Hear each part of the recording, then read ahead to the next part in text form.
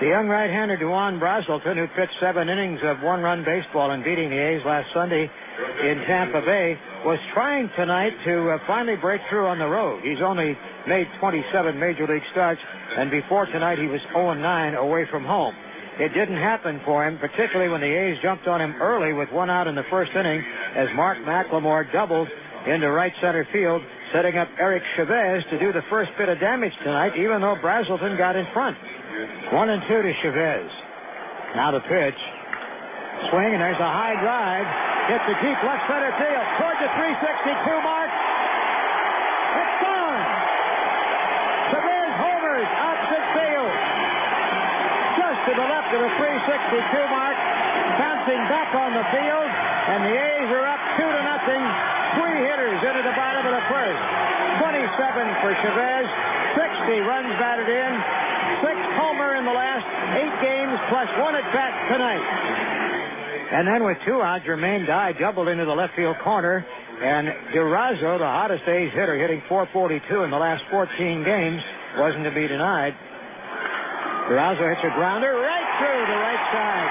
Between the diving infielders, Dye racing for the plate. He scores without a throw.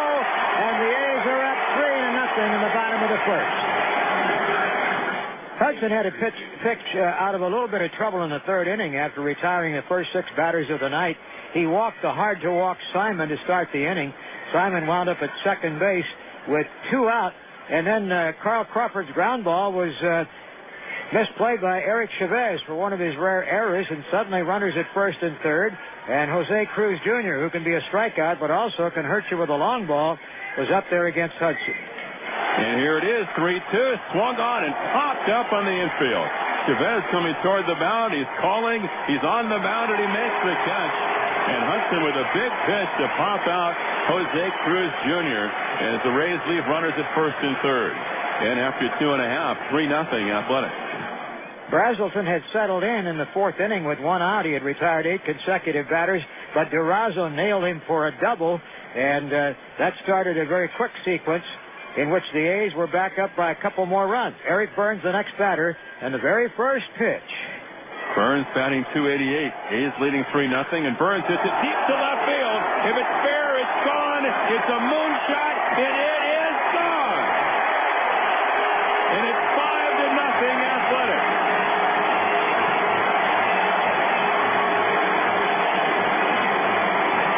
Tremendous shot. High in the air down the left field line. The only question was fair or foul. Number 19 for Burns. 5-0 A's. As the Devil Rays came up in the 5th inning, Hudson had not permitted a hit. Just 2 runners, 1 on a walk and 1 on the Chavez error. And then Cantu's routine ground ball was bobbled by Mark McLemore at a busy night. Had 7 assists, 2 putouts, but also the error. And that opened the door.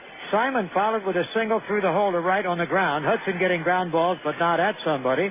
And then Blum, who's swinging a hot bat, was up. Outside target now, and the pitch on the way. A bouncing ball through the right side hole, another base hit, and Tampa Bay's on the board. An error and 2 hits through the right side. It is now 5-1 Athletics, and still nobody out in this 5th inning.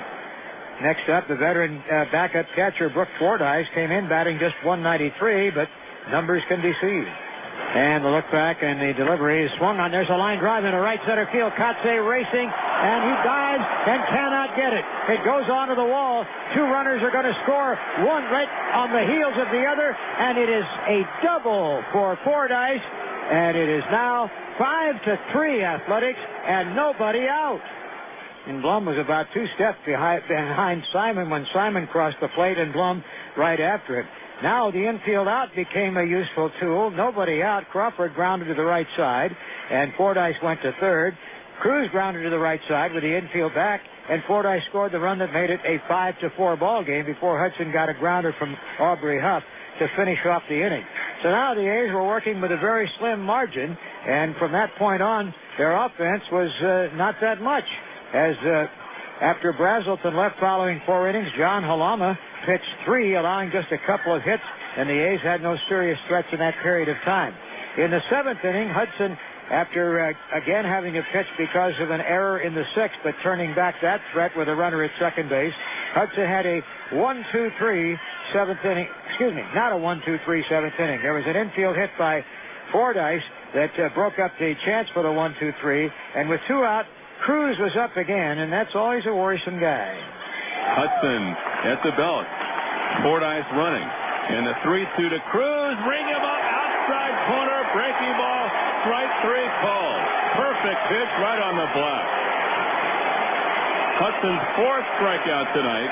He's given up just 4 hits through 7. And we go to the bottom of the 7th. A's 5, Tampa Bay 4. And after 7, the way the A's bullpen has performed over this last lengthy stretch, Ken Maka had plenty of confidence. He told Hudson to sit down after 92 pitches, and check that, 96 pitches, and watch Rincon. Rincon got Huff and Martinez in the middle of the order, and then Chad Bradford came in, and Lugo was at the plate. Once again, game like this, just a base runner is all you need, and then suddenly there's a chance this ball game could be tied or worse. So Lugo was a guy to get. 1-1 pitch. Frisbee breaking ball, blooped on the right side. Hadaber going toward the bullpen. Makes a running over the shoulder basket catch. So Bradford gets Lugo to pop out in foul territory. And the combination of Rincon and Bradford shuts down the Rays 1-2-3 in the 8th. Bottom of the 8th coming up. A's 5, Tampa Bay 4. And despite the 3 errors, the A's did not take a whole leave of absence as far as defense is concerned, because that was a very nice play. Coming to the 9th inning, it was still a 5-4 ball game. Dotel made his appearance. He struck out Cantu.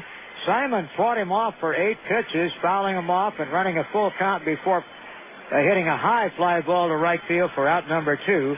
And all they needed to do now is get Blum and count that 6th consecutive victory. Dotel's first pitch. Swing, there's a drive into right center field. That is headed for the gap, and that'll go to the wall. And Blum's on the way to second base. A double by Blum, and the tying run is in scoring position with 2 out. And veteran Ray Sanchez came up to pinch hit for Brooke Fordyce, fouling off a couple of pitches. Eventually the count at 2-2 for a couple of pitches before the decider. Sanchez hitting for Fordyce.